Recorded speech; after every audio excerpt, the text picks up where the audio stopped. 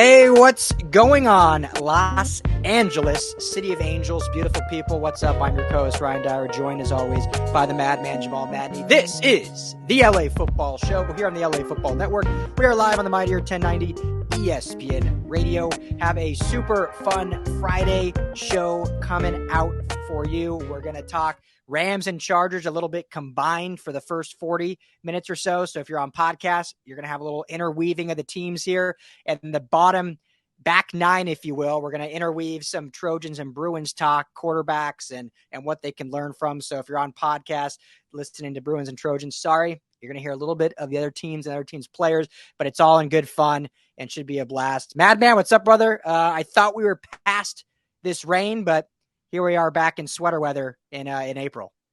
Sweater weather indeed, Rye. Rain, go away, come again another day is the slogan that I'm living the last couple of days. But thrilled to be at the end of the week, TGIF, and excited to be doing this with you. I'm super excited about this weekend as well, Rye. Obviously, you're going to be at the USC spring game. I'm going to be at UCLA spring practice, and then I'm going to be attending the evening event with the UCLA quarterback club that's going to have the last 22 UCLA Bruin quarterbacks, starting quarterbacks, all in one room together. So really going to be a fun weekend for you and I and for LAFB, and excited to kick it off with our great show.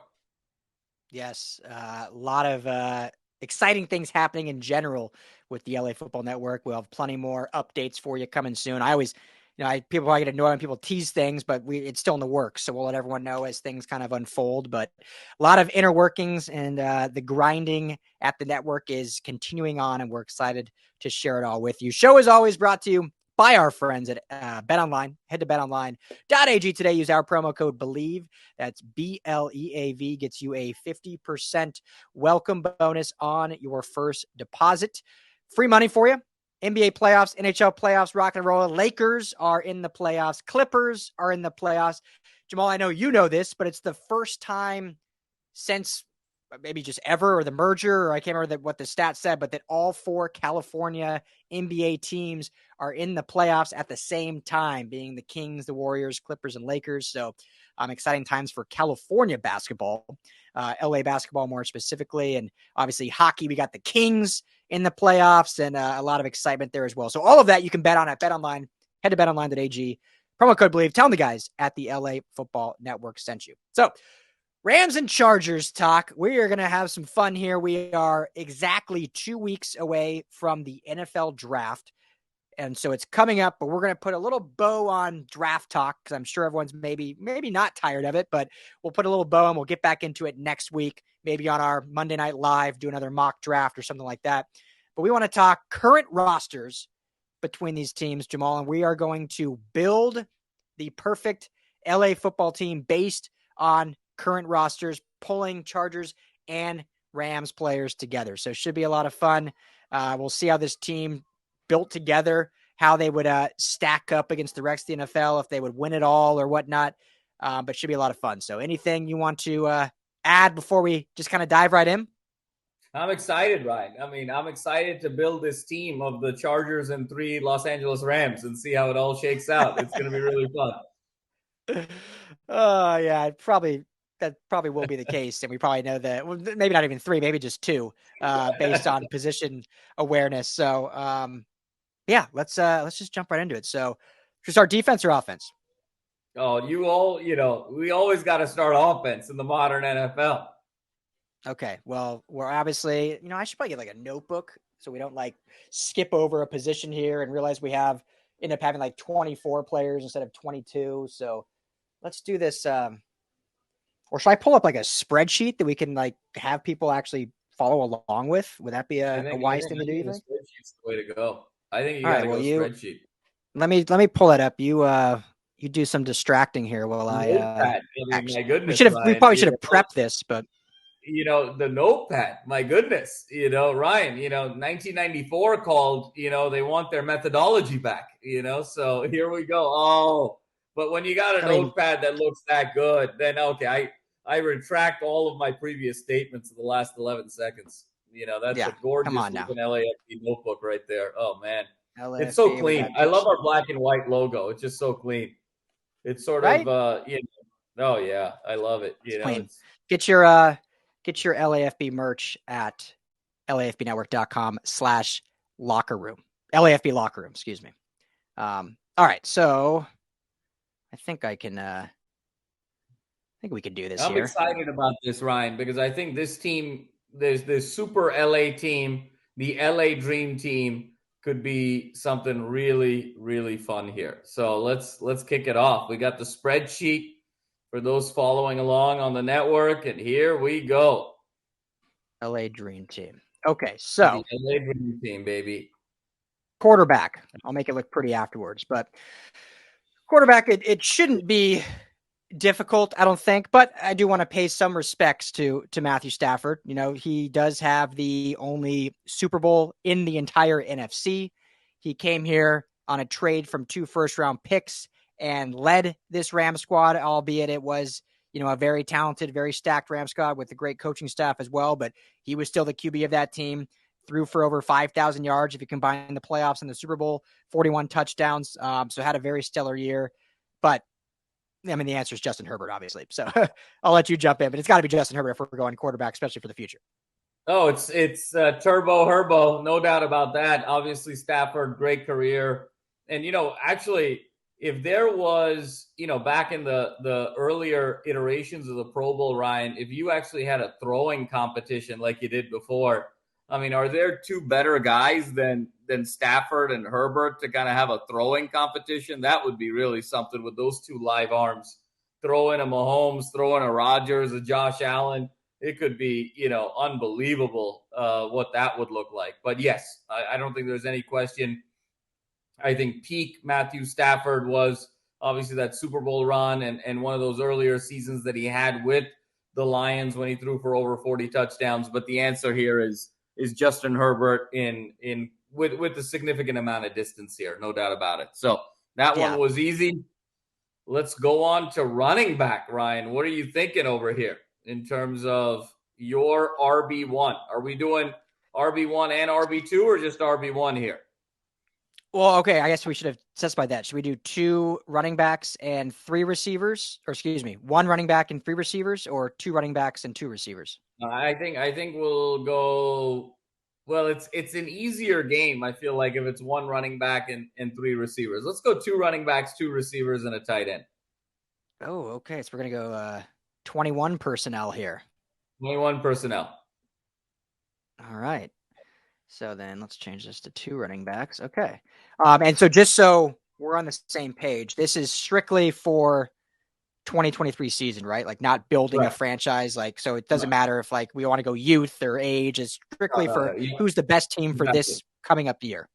Yes. All right. So running back, I mean, looking at who's available between these teams, and as of today, he is still currently employed by the Los Angeles Chargers. You got to go Austin Ekeler.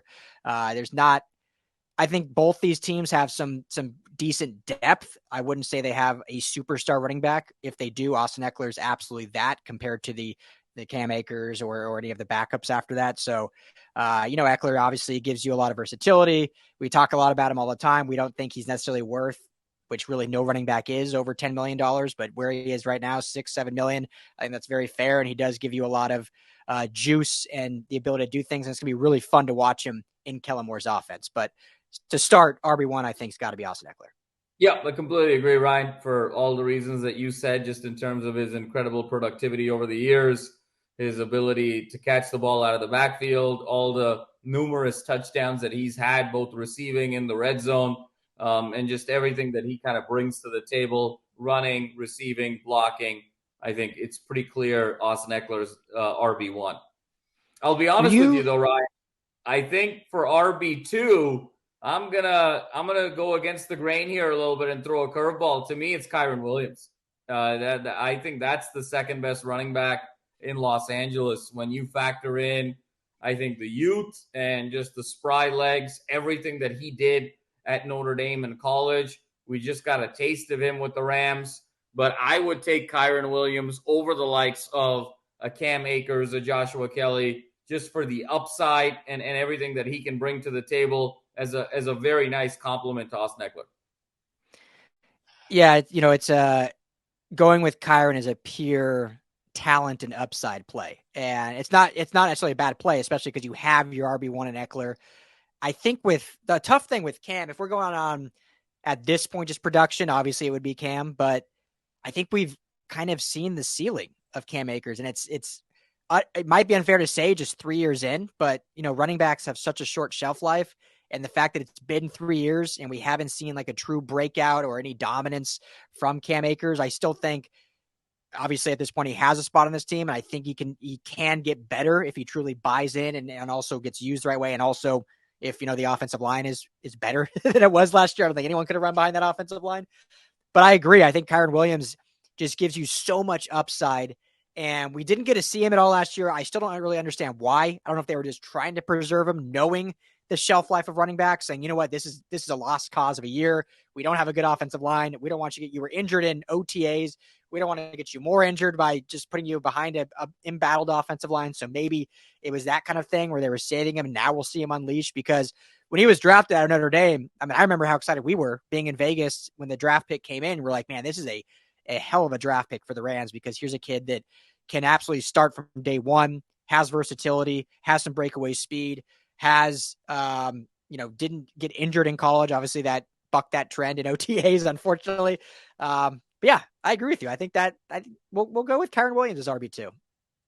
I love that. No, I completely agree here, Ryan, for all the reasons that you mentioned. And I just love that versatility of the two of them in the backfield. Ooh, Yeah. now it gets a little interessante at Real quick. receiver. I think this is worth a conversation. Yes. And real quick, before we even go to receiver, just to wrap up Austin Ekeler, obviously there's been all the news swirling around. He requested a trade. He was granted his request to seek a trade. He was on the Green Lights podcast with former Ram Chris Long, talking about, what he thinks he's worth, how, he wants to be in LA, but he wants to get paid what he's worth. And then it comes out that he's felt disrespected by the Chargers. Does that surprise you at all that he's felt disrespected? Or is it, obviously he respected a trade? That's probably how he felt all along. I think that, Ryan, I think he's probably felt disrespected in the sense that he wasn't offered a contract just, as a default type of situation with his home incumbent team. I actually think that Ekeler and Lamar Jackson are kind of both in the same boat a little bit. I think they both feel a little bit disrespected by their home team, but I don't think it's warranted. I think that, where they stack relative to either their position or their place in that position, I think in both cases the teams are doing the right thing. And so for Ekeler, I think it's unfortunate that he feels disrespected, but if that were the case, then he should feel disrespected by the entire NFL, because no one has sort of jumped in to give him a contract. So unless he's looking to change careers to a place where he's going to get some respect, I think that the market has spoken, not just the Chargers. Yeah. Well, now the fact that Saquon Barkley came out and said he's not going to sign his franchise tag. We'll see if the Giants hold firm and basically say take that or you won't be playing, or if they'll give a big contract. Because if Barkley's not getting one, Eckler's not getting one. So it's just a tough market for running backs, for receivers too. And we talked about it last episode about how these just huge contracts for quarterbacks are really kind of hurting the other positions, because at the end of the day, you really only have enough money to pay 3 premier players to have enough to even fill out a good roster when you're paying your quarterback $50 million. So the Chargers, I think, know that they're about to be paying their quarterback $50+ million a year. And so why are they going to give their running back any more than they already are? Because they're just not going to have the money. And obviously QB1 is most important. What's interesting about the Ekeler level of disrespect, I think there's an interesting rule that sort of happens in the NFL, or there's kind of an almost like correlation that I don't think a lot of people think about. And that is, the more the player feels disrespected about their contract situation, the more the reason you have not to pay them. And here's why I say that, because, and it has nothing to do with attitude or culture or anything like that. Where they're feeling disrespected, they are feeling disrespected based on their past performance. And so the more they feel disrespected, presumably their past performance was greater. They had more statistics. They did more things. But usually that means it took more time. And especially in a position where the shelf life is so low, the fact that he's feeling disrespected for all the things that he did in the past is all the reason why you don't want to give him a contract for the future, because those are two independent events in many ways. And they're only dependent and correlated in the fact that the more he has performed in the past, the less tread he has on his tires to be able to perform to that level in the future.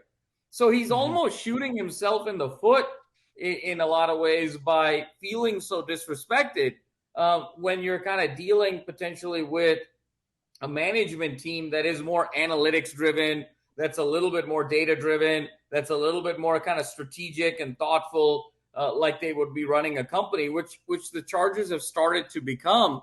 And I think that's the way the entire market is feeling. So it's kind of odd that he's kind of coming out and trying to use this as like a bargaining chip, or, trying to sort of share that maybe the Chargers culture isn't right or their management isn't right because he feels so disrespected. But sometimes you have to think a little bit further. And what he's actually doing is just shooting himself in the foot. Well, and last thing, and then we'll move on before the break. When you're any job, and this is sports included, you obviously have to use what you've done in the past as some sort of leverage to get that pay raise. But any smart business person, boss, whether it be a GM or whether it be a CEO, whatever, they're going to give you a promotion based on what value you bring in the future. Like your stuff you've done in the past helps. Obviously, they'll say, okay, yes, you've been a good employee. You've done X, Y, and Z. You've reached these goals, but we're not giving you a raise because of those goals. Then you just stay stagnant. Like you have to then elevate and do more goals. So if you're a salesman and your boss tells you, hey, we want you to hit X quota, and when you hit that X quota, then we'll talk about a raise. If you hit that quota, then your raise is going to then depend on you hitting more quotas. And so if you're a running back, unfortunately, in today's NFL, he may have hit his greatest quota, and they know from a GM standpoint, you probably have reached your maximum capability, just unfortunately based on the position, the tread, the age, all that being. And so why would we give you a raise? Yes, we love you. We respect what you've brought to this organization, but you're never going to elevate past what you've already done. And as bad as that sounds from a business perspective, that's kind of, I think, the way it's going. And the other thing, Ryan, will say, not to belabor this point, but in most industries, you can use the past, and the past is actually the best level of evidence for your future behavior. So whether you are a computer programmer or you're a salesperson or you're even a student trying to get into law school or business school or medical school, it's all about what you've done in the past. What were your past grades? True. What were your past software development items that you produced? What were your past sales quotas? Because nothing is necessarily going to change moving forward. You've built those habits. Nothing is stopping you from continuing to do that. You're not bounded unless you have a catastrophic arthritic condition in your fingers or your wrist. You're still going to be a computer programmer, unless you can't, you have some debilitating condition, you're still going to be a great salesperson. But what is happening here with Austin Ekeler is, if you take that analogy to the next level, you would probably be more hesitant to hire someone who's 65 years old to be a salesperson, or someone who's 65 or 70 years old to be your CEO, for instance, because they're sort of towards the end of retirement, and then energy level comes into play, stamina comes into play, and just, you need to be a little bit more youthful. The problem with Austin Ekeler is he's 25 years old, but 25 in his world, in his industry, at his position, is the equivalent of being 70 in your and my position.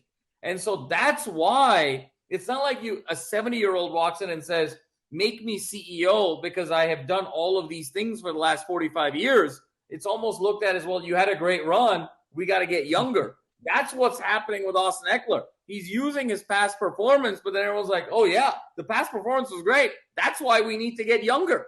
So he's using the logic of like an everyday person in an everyday industry at 25 years old, when in reality, he's in a very different industry, and it's the equivalent of him being 70 years old.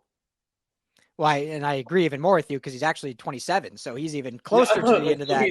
he's 80 years old. I mean, Yeah, 80 So. years. Well, and to belabor the point anymore, and then we'll be right up against the break, so we'll just end it here, is at 27, he has 1 year left on his deal, so he'll be 28 at the end of this current contract. So any extension past that, I mean, everyone really think, if we're being honest, I know that fans love Ekeler, and we love Ekeler, and I love him as a person. He's been on the show before, so we're not at all trying to bring him down. But truly think about in this modern era, or even the last decade, what great running back there's been that's older than 29 or 30 years old. There really isn't any. We'll talk more about it after the break. We'll be right back. This is the LA Football Show. And welcome back to the LA Football Show here on the LA Football Network, live on the Mightier 1090 ESPN Radio. I'm your co-host, Ryan Dyer, joined as always by Jamal Madney. We are having a fun, spirited conversation building out the best possible 2023 LA football team using Rams and Chargers players. And, so far, of course, the first 20 minutes, we've made it through three positions. Our quarterback is Justin Herbert. Our two running backs are Austin Ekeler and Kyren Williams, Rams' current backup running back, but a very, very high ceiling, high potential. So, Jamal, now we had a lot of conversation about Austin Ekeler, obviously a lot of news swirling him and uncertainty coming back into the fold. But I think we're ready to move on to the wide receiver position. And this should be interesting because there's a lot of good wide receivers currently in Los Angeles. Who are you starting with? So, Ryan, I want to go. I think we have to say this as a duo. And I think that together, my two receivers are Cooper Kupp and Mike Williams. And the reason I say that is I think Cooper Kupp is the best wide receiver in Los Angeles. I think he's sort of forgotten this year because of the injury. Yeah, crazy. He's arguably the best receiver still in the NFL. And I think he's going to prove that to a lot of people once again in 2023. But then when you're trying to build out a team, you're saying who's going to complement Cooper Kupp the best? To me, it's Mike Williams with his physicality, his ability to make tough catches, his size. And I know people are probably screaming about Keenan Allen, what's going on there. But I just think that Cooper Kupp is a better version of Keenan Allen.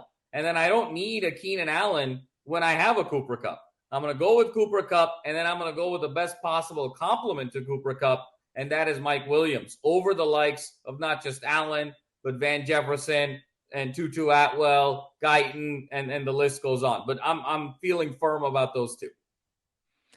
I mean, Cooper Kupp's a no-brainer. It is shocking. I mean, I guess it's not shocking because this happens every year in the NFL, but it's shocking to me a little bit, the disrespect that Cooper Kupp is getting. I mean, I think everyone just forgets he was the most recent Triple Crown winner. Before he got injured, Jamal, he was on pace to break his 2021 season totals. In this downtrodden year, he was on pace to break those totals. That's how good he was. He was literally the entire Rams offense. Every defense knew the ball was going to him, every passing play, because that's all Stafford would target, and yet still they couldn't stop him. I mean, the dude was averaging like 13 catches a game before he got injured with the ankle injury. So the fact I've seen lists out there where he's not even in the top 10, it's unbelievable. I mean, how quick are we to forget? I understand that culture nowadays is what have you done for me lately? But man, I didn't think 10 months was not lately anymore. I mean, that was very short time ago. He was a Super Bowl MVP just a year ago and one of the greatest wide receiver seasons we've ever seen. So Cooper Kupp, absolutely. Sorry, I got a little spirited there, but Cooper Kupp, absolutely number one on this list. I cannot wait for him to prove, I guess, doubters, we can call them, wrong. And I think he's a huge candidate for comeback player of the year. We have a debate article up on lfbnetwork.com about just that. So head there. You can vote if you think he will win debate player of the year. You can also text Rams House to 31032. Get involved in that conversation there. And then I'm going to agree with you also, Jamal. I think Keenan Allen is as good as he is, as much as we both love Keenan Allen, as great as a receiver. I think he's honestly still a top 15 receiver in the NFL as a whole. I think if you're going him versus Mike Williams specifically, I think Keenan Allen's a better overall receiver. But because he is so similar to Cooper Kupp, I agree Mike Williams brings a very different aspect to the field in terms of height, size, stretching the field, jump ball capability if you're in goal line situations. If Cooper Kupp's going to be your route tactician, he's going to make people miss. Mike Williams is a guy that if you just need to throw a jump ball, he's going to go up and get it. And we obviously know the connection he has with Justin Herbert. So I will agree with you and pencil him in. I think Joshua Palmer is very coming in nicely. I think he's going to be a guy that maybe next year we're having this conversation. Whoever gets drafted this year is going to be involved in that as well. Van Jefferson, after being injured all last year, I think will be a candidate next year, as well as he arguably will be wide receiver 2, because we both don't think Allen Robinson will be back next year once the draft is over. But yeah, I think Cooper Kupp and Mike Williams. Let me ask you this before I move on. How much better, because it's probably fairly slim, how much better is the duo of Cooper Kupp and Mike Williams than Keenan Allen and Mike Williams? A lot better. It's not even close. I think that there's a gap. There's a significant gap between Cooper Kupp and Keenan Allen. Keenan Allen is a top 10 receiver, top 12 receiver, top 15 receiver, somewhere in that ballpark. Cooper Kupp is arguably the best receiver in football, and certainly for my money in the top 3. And so there is a significant gap between Cooper Kupp and Keenan Allen in terms of just not you talked about the route running, the ability to get open, the hands, the intellect, I think is just significantly different. And Cooper Kupp just brings a level of attention and strain on a defense that I've yet to see Keenan Allen have in my career, in over the course of his career in watching him. And so I think it's a massive difference. And I think when you look at the likes of a Justin Herbert, I think Justin Herbert will just do different things with Cooper Kupp and sort of unleash Cooper Kupp's ability in kind of a new dimensional way that even the likes of a Matt Stafford wasn't able to do. So I just think it's a significant upgrade. Yeah, it'd be fun to watch those two together. So cannot wait to watch Cooper Kupp prove people wrong this year and become wide receiver 1 yet again. All right, on a tight end. Who you taking at tight end? Not obviously, but most likely the Chargers will probably draft a tight end at some point in this year's draft. The Rams may as well. They're pretty thin at that position with their 11 picks. I would not be shocked with them taking a tight end late with this being a deep class. But whoever's currently on the roster, who are you taking? I'm going, Ryan, this is going to be a little bit of a curveball here and maybe not quite the letter of the law or the purity or what have you, but I'm going with Ben Skro because I think that, that to me is sort of, in a truly kind of tight end way, that's sort of the fit more than really anyone else the Rams have on their roster. Gerald, Everett, and Herbert, I think, they're trying to make it work. I don't think there's a chemistry quite there to some of our earlier conversations. And obviously the Chargers need to draft. They got a couple other prospects. I'm going to go Ben Skro at this sort of weird tight end hybrid position. Okay. I mean, that's kind of cheating, but I'll allow it. He is more than like a Higbee, more than, I'm going to go Ben Skro. I mean, he is 6'3", 230, so it's not. He does have the size. They used him as like a fullback inline hybrid player last year, so he did kind of play in that role a little bit. So, I mean, if I had to pick a guy with TE next to his name, I was going to go Higbee, but based on what we've seen this last year, I think Benny Skro would be a better candidate if we can do that. Or if we'll allow it, I think I would take him over Higbee. Let's do it. I think it's our show. I think it's our rules. Let's do it. Okay, Benny Skro it is, and I think Gerald Everett, former Ram, current Charger, is going to have a breakout year this year with Kellen Moore. But based on what we've seen, and Benny Skro has had some big catches. He had kind of a drop issue in his rookie year, and certainly I think fixed that last season and was much more sure-handed. And like we mentioned, he was used as a fullback many times. He was used in line as a tight end many times. So very versatile. So. Sure, call it cheating. Let us know if you hate it. Hit us up on Twitter at Ryan Dowd LAFB, at LAFB Jams. You can text us Rams House to 31032, or Chargers fans want to jump in, text Bolts to 31032. But all right, Benny Skro, we'll go with that. Right tackle. Who we going here? And so this would be Ryan here at the aggregate. I think we got to look a little bit and say, is this the Chargers offensive line right now? I mean, like, Who in the Rams are going to crash the party here? I think we kind of have to look at it that way. I mean, when you look at the likes of Yep. Slater and others, I mean, it's a pretty clear cut, sort of Chargers being the incumbents at this position. Who on the Rams do we think can make some noise here and interject themselves in this line? Well, yeah, and I think it's right at right tackle. I think that's where the actual conversation probably starts and ends on the offensive line. And Rob Havenstein being the longest tenured Ram on this team, dating all the way back. He's the staple of the offense at this point, the old wise man. I know that Trey Pipkins came into his own, kind of finally moved past the developmental stage into a true NFL starter. The Chargers obviously re-signed him to a 3-year deal. I really like the output that Trey Pipkins. I think he does have potential to get even better. But in this position, I would take Rob Havenstein. I think he's proven more. I think he still is a stalwart as right tackles come. And he's obviously the leader of that offensive line for the Rams right now. And I would just take him over Trey Pipkins. So for me, it would be Rob Havenstein. I completely agree, Ryan. And I think it's a couple of the points that you touched on.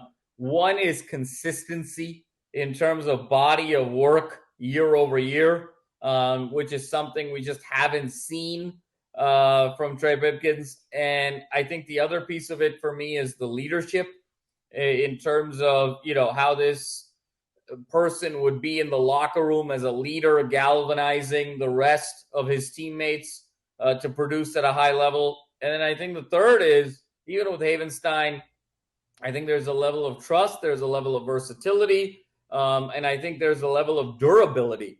All of those elements for me make Havenstein the choice here. Yeah, I agree. And okay, so let's move on. So right guard, this would be with the anticipation. I'm mixing up teams right now. So the chart, didn't Staley come out and say that they are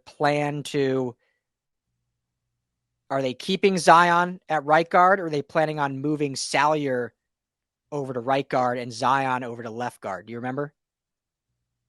I think it's the latter. I mean, either way, we're probably taking both those two guys at the guard positions. We're taking Salyer on one side and Zion on one side. So I think both those guys showed an incredible amount of not just potential, but just productivity, especially Zion. And Ryan, I mean, you and I kind of talked about this last year during the draft. I mean, folks were kind of excited, but they were asleep, and we just thought this was going to be a grand slam in terms of everything that we saw on tape with him at Boston College. It felt sort of premeditated that he was going to be a really a rising star as early as the rookie year, and that's how it played out. Yep, absolutely. Most likely one of the starting guards for the Rams will be Logan Bruss this year, but we haven't seen him at all, being injured so early on last year. And Coleman Shelton, who was re-signed, will most likely play guard, who I think is a solid starting NFL guard. But Zion and Salyer have just proven. I mean, Salyer slid into left tackle last year when Slater went down and played so good, and now he will play guard most likely. So yes, those are the two choices. So let's go. Someone's going to kill me in the comments, I'm sure, but Zion played right guard last year, so we'll just put him there for now. Zion, and then left guard we'll do. We'll go Salyer. And then center. Tackle while we're at it. I mean, let's just, we don't need to talk about it. Yeah, there's nothing to talk about there. Mr. All-Pro, Slater. I think that's an easy one. Yep. Who, in your opinion, is going to start at left tackle for the Rams? Because I'd be shocked if they trot what's his name out there, because I think that it should be probably someone different at the left tackle because of how poorly Noteboom played. But do you think they'll keep Noteboom at tackle? Or do you think he'll slide him in and play the likes of Alaric Jackson at left tackle? I think it depends on who they. I know our guy Skinny T wants Alaric Jackson at left tackle and Noteboom at guard. Yeah. I think it's a really good question. I also think it depends on who they draft because I think that could sort of impact what happens there. I don't know if that position is quite solidified. I mean, obviously it's names that we know and we like who have been around for just a little bit, but I think in the spirit of Sean McVay's rebirth here a little bit, I might go Jackson. Nopum just didn't show me enough of anything really last year to sort of justify him starting at such a critical position. I mean, Nopum kind of reminds me of, you remember the guy who looked like Gilligan in Gone in 60 Seconds, that great Nicolas Cage, movie, and everyone went around. Is there not a great Nick Cage movie? Nick Cage. And everyone went around and said what their skills were. And Nicolas Cage, obviously, the great car thief, and Angelina Jolie, this sort of seductive schemer. And then they had the guy who was incredible with electronics, and then they had the great software guy, and then they got to this guy, and they said, and one of the guys says, who is Gilligan and what does he do? And they said, well, Gilligan actually orders a pizza like nobody's business, and then he turns around and says, hey, people got to eat, right? Noteboom is kind of the pizza man, on this offensive line. I don't really know what he does, but he's just there, and I don't know if he's great in the locker room. He makes a mean pizza. He's a great bartender in there. I don't know what quite he does, but it sure as hell is an offensive line. Whew. Well, I mean, he can buy a lot of pizzas with that contract extension he signed last year, so he's got to play somewhere probably. But if it was me, if I was Sean McVay, if I was Coach Wendell on the offensive line, I would put Alaric Jackson on left tackle and slide Noteboom in to guard. But either way, neither of them are starting on our all LA 23 team. No, sir. No, sir. Center. I like Brian Allen more than Minnie. I think he's a fairly good center, but I don't think you're topping Corey Linsley here. I don't think there's much debate there. You? Nope, not at all. I mean, we said it was going to be, Havenstein is the one who's crashing the party here, but I really like this 11 right now, Ryan. I mean, it's coming together in a nice way. So we got Justin Herbert, quarterback, 2 running backs, Austin Ekeler and Kyron Williams, our 2 receivers, Cooper Kupp and Mike Williams. We did a curveball and put Benny Sko as our tight end, Rob Havenstein, right tackle, Zion as right guard, Corey Linsley as center, Jeremiah Salyer, at left guard, and Rashawn Slater at left tackle. This is a solid squad. Solid squad. All right, moving to defense. We got a few minutes before breaks. We'll get through a few defenders. We'll finish it at the top of the hour, and then we can get into some college talk. So should we start on the line or the back end? Well, let's start talking front seven here. And again, I think, what are the Rams that are crashing the party here? I mean, obviously there's one very obvious one in terms of, who's going to be playing defensive line. But who else? Maybe we start with the line here. And what are we assuming here? Are we going 4-3? What's our scheme? We'll go with 3-4. Staley and Morris both are running 3-4 base. So 3 linemen, 4 backers, or you can call it 3 linemen, 2 backers, and 2 edge, however you want to look about it. Okay. So who are our 3 linemen? 3 linemen. So we got D end, D tackle, D end. So one of our D ends is obviously Aaron Donald. I mean, we don't got to really spar about that, right? Too much there. Yep, exactly. Yeah, let's just not pencil him in. We'll ink him in there. Yes. D tackle. Now the Rams, remember, lost Greg Gaines. Yep. So their current nose tackle is Bobby Brown, who I think has a lot of potential, but hasn't shown anything yet. And the Chargers have some nice depth at tackle because you got Austin Johnson and you have Sebastian Joseph Day, who can play as the nose or as the end. He played nose for the Rams. So I guess that's probably the bigger question is, who are we going with, Joseph Day or Austin Johnson? On the I really like Sebastian Joseph Day, and I think that he sort of really was a bit under the radar, a little underutilized, I think, at the start of the season last year. And as his utilization went up, the level of defensive play also went up. And so I think that he's someone who still hasn't quite reached his full potential, but I think there's a ceiling there with SJD that really makes him a very high impact nose tackle moving forward. I'm going SJD. I agree. Austin Johnson would be a solid choice as well. I just think the fact that you can get a little bit more versatility with SJD, maybe I just like him more as a fan since he's played for both organizations. He's very fun, vocal. So let's go as SJD here as our nose tackle. And then our other D end. So we have the options. We got Jonah Williams or that's about it for the Rams. Unless you want to go Marquise Copeland, or Ernest Brown. Chargers, we have Morgan Fox, who just signed an extension. That's kind of probably what we're looking at in terms of the true DN position. Is probably unless we go ahead. No, I was waiting on the unless. I was saying unless we decide to use Austin Johnson as our D tackle and put SJD as our other D end.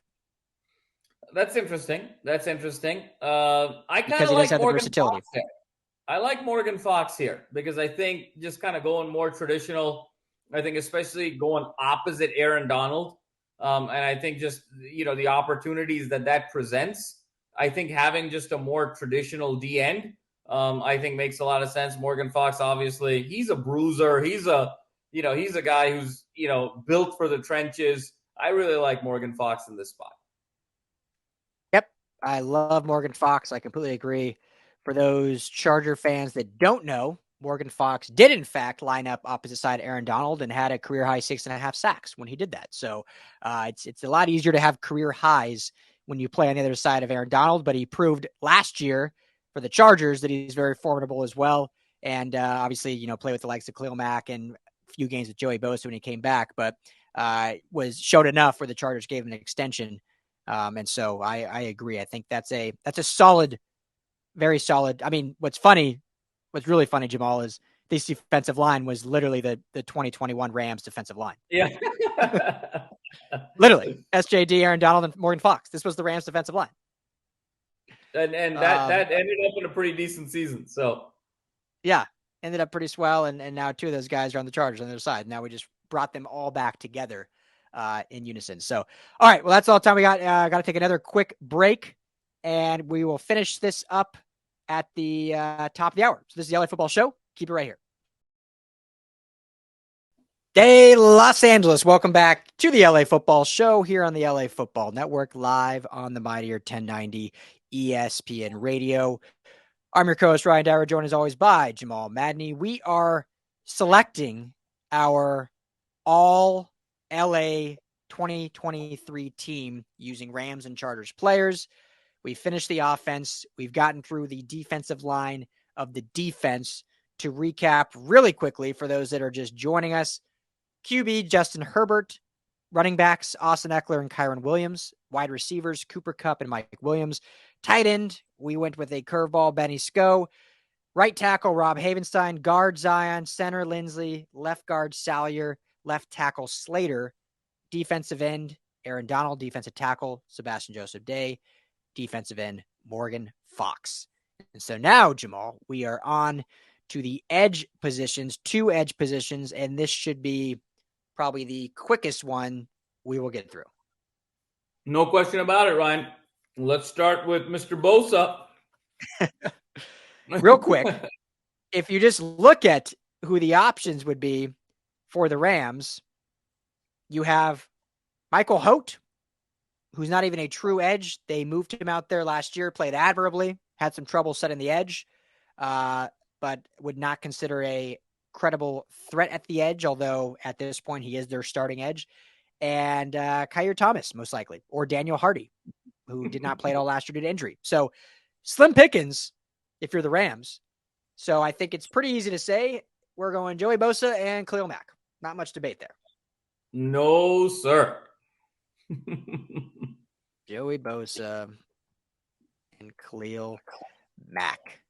And I'm sure both of these teams will certainly add more depth in the draft.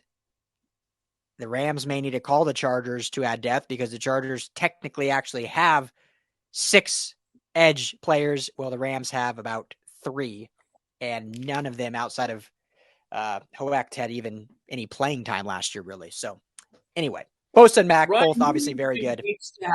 Who do you think needs to have a better year in 23 for the Chargers to be better and for the Chargers to sort of max out on their ceiling and their potential? I think most people would assume that Bosa will have a better year.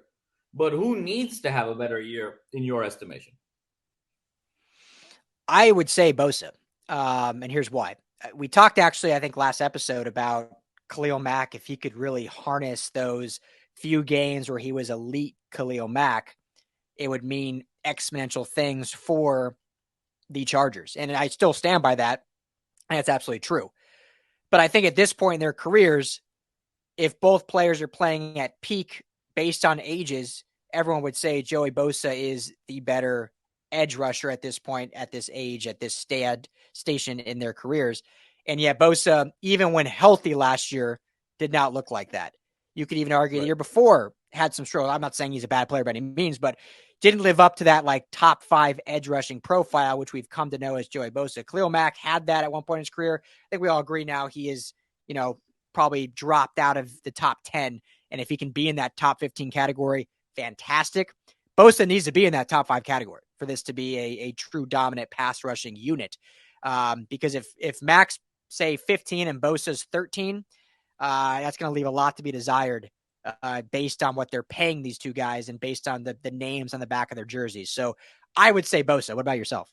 No, I completely agree, Ryan. And it's sort of an interesting thought exercise where would you rather have both of these guys in the top 10 and Mack kind of, gets a real boost from the fountain of youth and all of that? Or would you rather have Bosa be kind of top 3 and Mack be in kind of the 15 to 20 range, where, how would that sort of play out? And I think given the nature of pass rush and what that means, I think you'd much rather have Bosa reach his true ceiling and his potential this year as a top 3, top 5 kind of guy.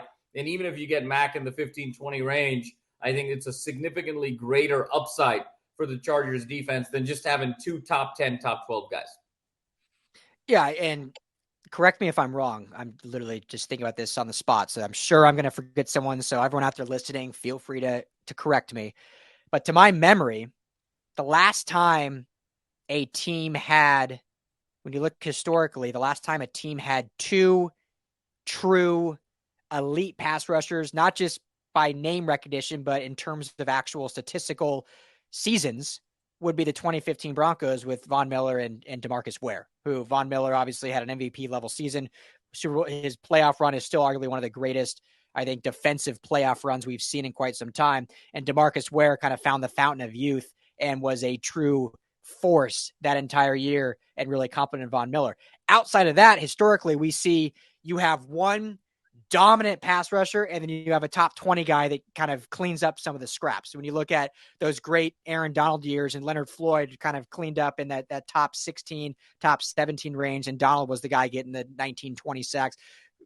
Leonard Floyd would maybe get the likes of 11 or 12 or something like that. So I mean, if they can get that where Bosa's that 20 sack guy and Mack's getting 10 to 12, great, because it's so rare that you're going to have 2 guys they're going to be in that 18 sacks each kind of range. It just doesn't happen. So historically, you want to see that Bosa in that top 5, Khalil Mack in the top 20 outside, because you're just not going to see both in the top 10. I don't think. No, that's absolutely right, Ryan, and it's actually a great lesson for our listeners in terms of just kind of that insight of having those 2 top pass rushers. And I think another great insight is anytime Ryan Dyrud says the last time this happened, 94.8% of the time he's referring to the 2015 Denver Broncos. So, if you hear that from Ryan Dyrud, go double down on Vegas, okay, that it's going to be a reference to those 15 Broncos. So, I love that. But, I mean, completely accurate in this situation and in the past. Yeah, well, we'll see. I'm sure I'll have a few comments of like, no, you've read about this team. You've read about this team. But more likely, and I think that either way, the Chargers are in a good spot, and I think they'll draft probably an edge guy to add depth to. You have Rumpf who's there, and the Rams certainly are going to – the exciting thing about the Rams, quickly before we move on, is because there's literally no one at the position – is we're going to see a lot of different packages. We're going to see a lot of young guys get a lot of playing time. And we're probably going to potentially uncover a new future budding star on this defense. And it might not be a guy with a big name, but whether they take an edge guy, a Will McDonald out of Iowa State at pick 36, or whether a guy like Daniel Hardy, who they took last year out of Montana State, just kind of all of a sudden becomes this bolstering edge rusher that we didn't get to see last year because of injury. But I think there's a lot of fun promise there. There's just not a lot of expectation. So you got to go with the name brand guys. So, all right, moving on to inside linebacker, the position that for these two defensive minds in Raheem Morris and Brandon Staley is sometimes seen as the least important, but still definitely have value and play a role and will lead your team in tackles. And obviously the Chargers put a premium on it this year by going out and signing UCLA legend Eric Kendricks. So let me know if you need me to list any names, but who are you starting with as your inside backer? Kendricks, that's my guy, and obviously a lot of conversation you and I have had earlier about Drew Tranquill and what he meant to this team. I would have still taken Tranquill over Kendricks at this stage in their career because I think Tranquill is on the way up and Kendricks is, as much as it pains me, I think it's a little bit in the slide. Obviously, what he's been able to do earlier in his career with the likes of Minnesota is significant in terms of being an all-pro. But regardless, I think what Kendricks brings to the table is just a physicality. When healthy, you're talking about 130 plus tackles. You're talking about a nose for the football, an opportunity to create turnovers, create pressure, get folks off of their spot, and get defenses to be behind schedule, behind station, and behind the chain. So for me, it's Kendricks is a very obvious choice here. Yep, absolutely. Again, super bummed about Tranquill. I would have liked to have seen him back, but I absolutely love Kendricks. When he became available, my hope was that they were going to be able to get both, re-sign Tranquill and have Kendricks, and you have a really, really dynamic duo, even though they do kind of similar things. That's probably why that line of thinking didn't happen. But yeah, love Kendricks. That's the obvious one, that the leadership, what he's done throughout his career, but still, I think still has some tread. And, when we talk to some Viking insiders, a guy that wasn't utilized maybe even correctly in the scheme last year with their defensive coordinator. And, they ran a somewhat similar defensive scheme to what Staley runs. So I'll be really interested to see if Staley uses him differently and doesn't use him as much like in zone packages, uses him more kind of those fun twisting blitzes up the middle, different man-to-man concepts. So it'll be fun to see how he's used, but just purely on what he's done and talent, Kendricks is the obvious choice. The other inside linebacker, I think is, in my opinion, is obvious. I know Kenneth Murray is a bright young star who's improved year over year, but to me, Ernest Jones with the Rams has actually proven a lot. And the fact that I know the Rams are remodeling anyway, and so Bobby Wagner was probably not going to be in that plan once they made a decision that this was going to be a remodel year. But I think it also shows they have so much confidence in who Ernest Jones is, being only going into his third year, kind of being a similar player and a similar archetype of Bobby Wagner, and learning from Bobby Wagner for a year. True nose for the football, great tackler, and has improved. I won't say great, but has improved in pass coverage. So if you can have the likes of Kendricks and Ernest Jones, I think you have a pretty solid linebacking pair there.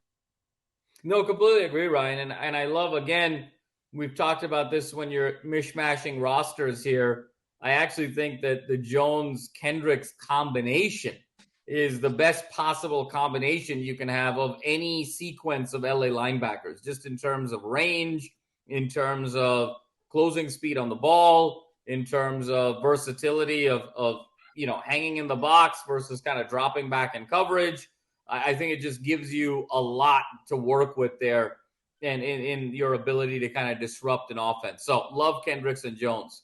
Now that we move to the secondary here, Ryan, let's sort of simplify this, because I'd love to kind of look at this roster in totality and kind of analyze how they would do. Out of the four, I mean, are there any Rams crashing the party here in terms of secondary? Yeah, it's a great question. So me personally, actually, I would have Jordan Fuller as a safety paired with Derwin James. I think as of right now, Nasir Adderley retired. You have some question marks in terms of, I mean, most likely Alohi Gilman will be the starter. He spot started last year and played, I think, very well. I think he's actually, there's a lot of excitement in that organization around Alohi Gilman being the true starter. Obviously, they'll add depth at in the draft. They drafted JT Woods last year. But I think Jordan Fuller, when healthy, proved that he can be a very, very, very good safety in this league. Obviously, just got injured at the end of last season and then was injured or the end of the Super Bowl run and got injured last year, unfortunately, as well. So now there's some injury concern, but when healthy, I mean, Derwin James and Jordan Fuller, that's a pretty damn good safety pairing. But outside of that, you're going 3 Chargers and him, in my opinion. You anything to add? No, I agree. I agree, Ryan. And I think the point about Fuller, in a lot of ways, to a lesser extent, Fuller is the defensive version of Cooper Kupp on the Rams. A little bit forgotten given some of the injuries over the past 15 months. And, when he was out there, you just saw kind of the impact that he made, just situationally in terms of, his ability to tackle, his ability to really be that thumper, his ability to drop back and be pretty decent in terms of pass coverage, and also just his ability to read the eyes of the quarterback and have kind of great anticipatory skills. So I'm very high on Fuller moving forward. And then obviously pairing him with, L superstar number 3 on this roster of Derwin James is sort of a no-brainer there. Yeah. And then we got ASJ. It would have been ASJ, obviously, and then I'm assuming, JC Jackson, name-wise, but we don't know. We're assuming positive vibes there, and we're assuming good health for JC moving forward. It's an absolute no-brainer there. Yeah, we'll put him, but even if he is injured, I think still Michael Davis would be your other starter over any of the Rams choices. So yeah, I'll just put Durant came on a little bit, over the course of the season. There's an argument I think to be made there a little bit, but when it comes to JC Jackson, I think it's a no-brainer. Yeah, if healthy, and it's real unfortunate that we couldn't have Derwin James and Jalen Ramsey on the same squad together, but obviously Rams had other ideas and really wanted that 3rd round pick or 5th round pick and a tight end. So able to get it done. But all right. So there you have it. Should I read through it for those on radio and podcast that can't see the screen? 16 Chargers and 6 Rams, Ryan. And truthfully, that's maybe a few more Rams than maybe folks would have thought at the beginning. But I like the mix. Yeah. So quarterback, well, not obviously, but quarterback Justin Herbert. Running backs, we got Austin Ekeler and Kyron Williams. Wide receivers, we got Cooper Kupp and Mike Williams. Tight end, debate with the wall if you want, but we went Benny Sko, as he was very versatile for the Rams last year and did line up as tight end sometimes just because they were so thin, but played very well in it. Right tackle, Rob Havenstein, the stalwart on the Rams offensive line. And then we go all Chargers from there. Zion and Salyer as your guards, Linsley as your center, and Slater as your left tackle. Defensive line, obviously the great Aaron Donald. And then we got Sebastian Joseph Day at tackle and Morgan Fox as D end. For those just tuning in, that was actually the 2021 Rams defensive line, but now 2 of them happen to play for the Los Angeles Chargers. Your edge players, you got Joey Bosa and Khalil Mack. At linebacker, Eric Kendricks and Ernest Jones. And your corners, Asante Samuel Jr. and either JC Jackson. If not healthy, we would still go Michael Davis. And at safeties, Derwin James and Jordan Fuller. So 6 Rams and the rest Chargers. What do you think, Jamal, of this 2023 squad?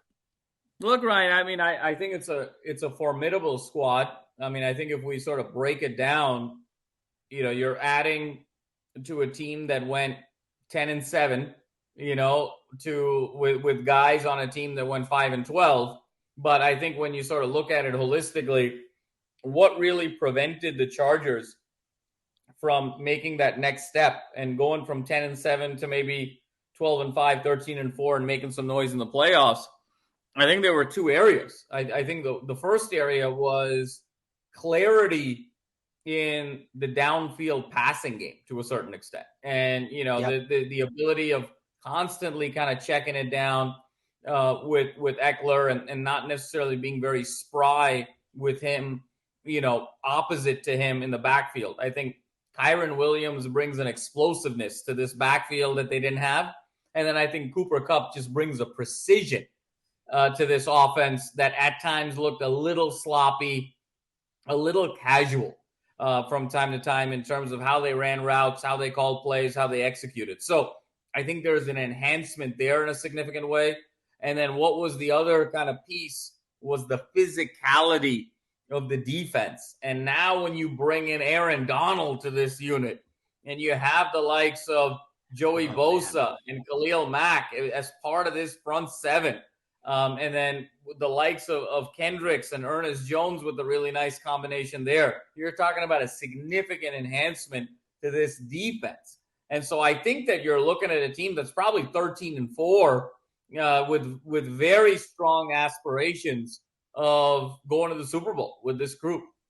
And I think it's actually really a testament, Ryan, to how close the Chargers are, truthfully, because at the end of the day, like we talked about, this is 16 Chargers and 6 Rams, and we cheated a little bit with Ben Skro and all of that. You could argue, and if we went 11 personnel, it might be even fewer Rams, right? I mean, if we kind of went traditional 11 personnel, maybe it's 4 Rams. So it kind of tells you how close the Chargers are.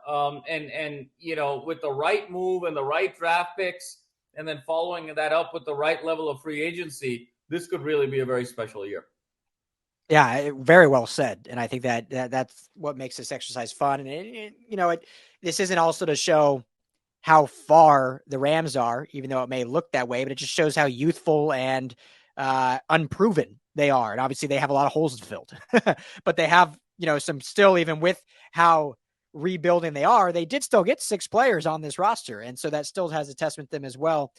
And man, Jamal, I just can't even imagine a front seven with Donald, Bosa, Mack, and Kendricks is a hell of a lot of fun to think about what they would do. And then your second tier players are Ernest Jones, SJD, and Morgan Fox. I mean, you're looking at a nasty front seven. Jordan Fuller and Derwin James would be a ton of fun together. You remember Jordan Fuller's breakout rookie season. He was with John Johnson as his running mate. John Johnson had a great year with him, and he obviously helped Jordan Fuller become the player he was. Now you put Jordan Fuller with the likes of Derwin James. Like, man, that is quite the back end. And we have 45 seconds. So here's what I'll ask you as the final question. Let's say we get rid of one of the running backs and we go to 3 receivers. Is that third receiver, is Keenan Allen a lock, or is Van Jefferson maybe an interesting player because he adds the vertical threat that maybe is lacking currently with this offensive roster? Yeah, no, you said it best. If we went 11 personnel, the one thing that's sort of missing from this roster is speed. It's verticality. So I would go with Van Jefferson in a heartbeat there. I mean, and that I think trio brings an incredible element. So it's hard to believe that Keenan Allen might be the best receiver on the Chargers, is by all indications, but wouldn't crack the top 3 of a joint team in LA. And it just goes to show you how important chemistry is and complements to a roster are. It's not, fantasy football is a different game than what's actually being played on the field. And I think this Keenan Allen exercise illustrates that in a really significant way. Yeah, complimentary football. So, well, there you have it. Let us know what you guys think. Let us know on Twitter at Ryan Dowd, LAFB, at LAFB Jams, at LAFB Network is the main channel.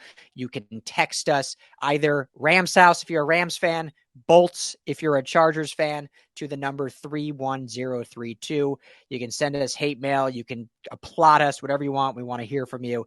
On radio, we got to take a quick break. We'll get into some college football as our final segment. For podcasts, everyone have a blessed weekend. We'll be back for Monday Night Live. Rams at 6, Chargers at 6:30. We'll talk to you all then.